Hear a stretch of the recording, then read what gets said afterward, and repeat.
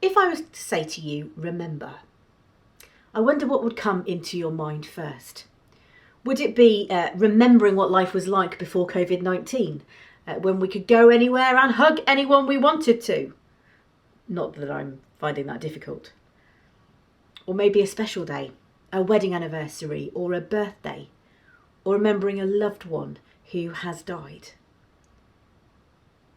These verses, or this verse in Isaiah, shows God speaking to the people of Israel who were reminded to remember the former things.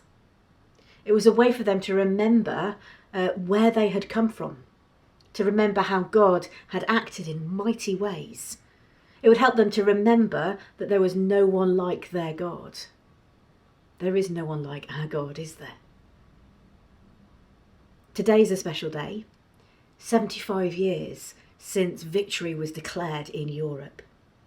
It's a day when we too can look back and remember the former things. For some of us, that is in our living memory. For others of us, it is in our parents' or our grandparents' or even our great-grandparents' memory.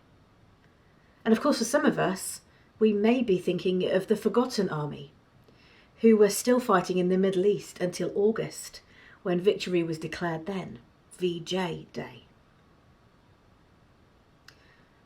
Some of those things that we remember are really hard. Some are far more positive. But remembering is important because it helps us to keep perspective, especially in these difficult times. But whatever we face, God calls us to remember Jesus, to remember what Jesus has done for us, that he died and rose again for each one of us, to remember that there is no one like our God.